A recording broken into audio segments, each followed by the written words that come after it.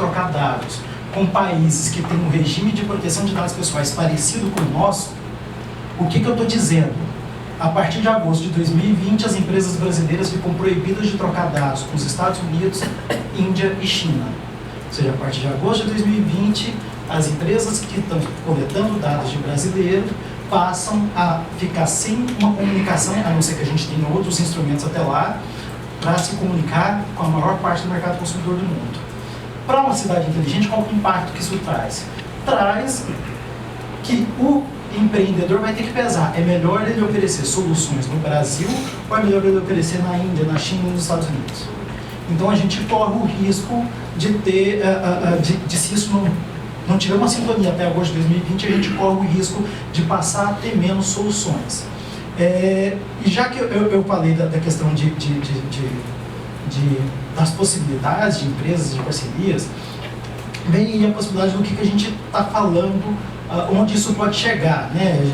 Como eu já falo, uma solução de segurança, de mobilidade, de saúde, alimentação, né? Você passa a ter uma agricultura periurbana mais rica. Na saúde, especificamente, é a área que eu acho muito importante de se olhar. Eu bati o pé para colocar isso no Plano Nacional de Internet das Coisas por um motivo. De todas as políticas públicas, a saúde é, na minha opinião, onde a desigualdade mostra a sua cara mais horrorosa. Porque na educação a taxa de matrícula é alta, então o filho do pobre tem escola, ainda que não seja tão boa quanto o filho do rico. Na segurança, rico e pobre sofrem com a insegurança, uns sofrem mais crime contra a vida, outros mais crime contra o patrimônio, mas na saúde não. Na saúde, a capacidade financeira é um dado proxy da sua capacidade de sobrevivência. E isso é muito ruim. Quando eu fui fazer a minha primeira apresentação sobre a IoT na cidade de São Paulo, eu fui puxar os dados da idade média ao morrer da rede Nossa São Paulo. E aí, a época que estava lá, a última era de 2016, e tinha um dado assustador e é simbólico. A idade média ao morrer de um morador do Jardim Paulista é 23,7 anos maior do que a idade média ao morrer de um morador do Jardim Ângela. São duas cidades, dois jardins, né, na mesma cidade, onde uma pessoa, em média, morria 23,7 anos mais cedo que a outra. E é particularmente cruel, porque, de curiosidade, jogando no Google Maps a distância entre o Jardim Paulista e o Jardim Ângela. Se você for pedalar do Jardim Paulista ao Jardim Ângela, são 23,7 quilômetros. Então, a cada pedalada, a cada quilômetro, alguém está vivendo um ano a menos. E a solução para isso, talvez não seja mais as soluções médicas convencionais. Talvez a solução não venha de um médico, venha de um nerdico, né? Então, a possibilidade da gente utilizar tecnologia, monitoramento, cuidar melhor das pessoas. Agora, isso também traz outro desafio.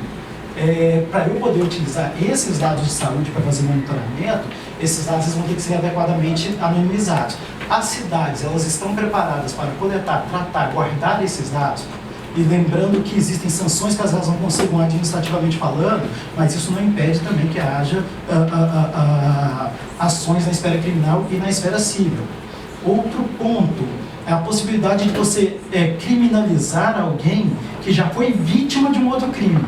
Basicamente, está lá o servidor, que em parceria com a prefeitura guarda todos os dados de mobilidade, uma ação do hacker pega esses dados e aí a pessoa, além de ter o gasto para recuperar os dados, para garantir a integridade novamente, vai ter ainda sofrer sanções de um crime que ela cometeu.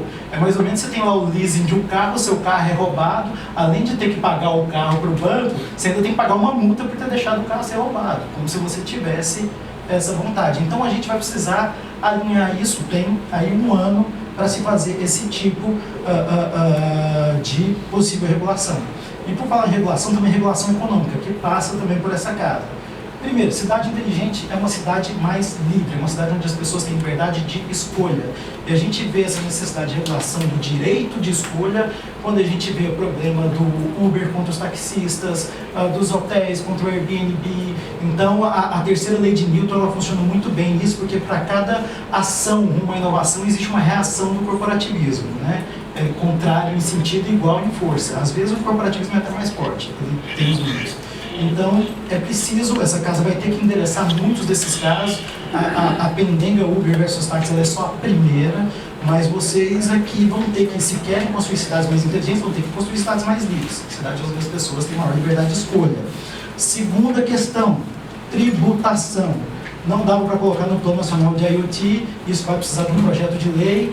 No ano passado, o deputado Vitor Liga apresentou um projeto de lei, que até eu ajudei a redigir, o relator foi o Eduardo Cury, para poder isentar os sensores de IoT, de Pistel, de algumas taxas que tornam inviáveis a implantação de sensores de IoT. Mas a gente tem que ir além, porque a gente também tem que pensar na questão de telefonia. Em 1995, os Estados Unidos criou lá o Internet Free of Tax Act. Então, a conexão à internet não podia ser tributada. Isso era temporário, por 10 anos, depois foi tornado permanente. Aqui no Brasil, essa vaca já foi para o brejo, né? O ICMS é a vaca de leite, o ICMS da tributação é a vaca de leite na maioria dos estados. Mas a gente tem a chance de não deixar esse erro acontecer na questão de internet das coisas, na tributação, por exemplo, de banda estreita. Então, é algo que vai passar por essa casa. Nesse caso, vai ter que ser provocado pelo executivo, mas essa casa ela também tem um papel de provocar o executivo muitas vezes. Ainda na regulação econômica, algo que o André falou que é muito importante, interoperabilidade. No decreto nacional, no Plano Nacional de IoT, já está lá, que tem que ser mais... Decreto não tem força de lei, decreto só regulamenta a aplicação no seu nível federativo, então essa casa vai ter que se pronunciar sobre isso, se isso é algo bom ou não. Outra coisa que depende de regulação, criar ambiente mais favorável a parcerias. Ou seja, e quando eu digo mais favorável a parcerias, entra, por exemplo, na questão de solidariedade no caso de algum vazamento de dados. Então, se os municípios não têm condição de fazer essa coleta, essa análise de dados, a gente vai ter a opção de fazer isso com a empresa. A gente vai ter, lembrando que fazer a opção de fazer isso com a empresa, como o Waze, você está cedendo os dados para o Google.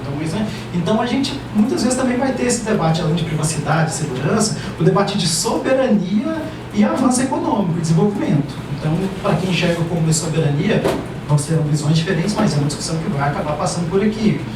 Outro desafio, vários serviços estão sendo digitalizados, né? A gente viu que, belíssima apresentação, aliás, como goianiense, fico muito feliz, vários serviços sendo digitalizados, é importante que os serviços sejam digitalizados, o levantamento da OCDE determina, aferiu que um serviço digital ele custa 3% do serviço físico, e essa conta bate até no que tem sido feito no governo federal, com o Gov.br.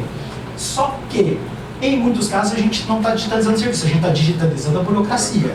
Então é o caso do DNI, que o governo federal tem 47 números pelo qual ele identifica um cidadão, e o DNI, ao invés de reduzir só um número, criou uma wallet onde você tem todos esses números.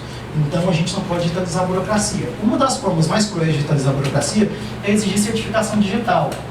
Ou seja, além disso ser contrário ao estipulado pelo decreto 9094, que institui a presunção de boa-fé e que depois virou lei, então ninguém pode pedir documento autenticado, cópia autenticada de documento, mais, ou não deveria, né? Eu acabo tirando a possibilidade das pessoas mais humildes terem acesso a esse serviço, porque uma certificação digital custa o quê? R$250? E o que alguém pode fazer? Vai entrar no e-social e pagar imposto no lugar? Então, assim, não faz muito sentido cobrar. Então, ou a gente precisa rever a questão desse ambiente de certificação digital, a gente tem um modelo até legal de participação, multi-stakeholder, mas e se a gente pudesse seguir por um caminho que a gente não precisasse disso? E se a gente seguisse por um caminho onde a gestão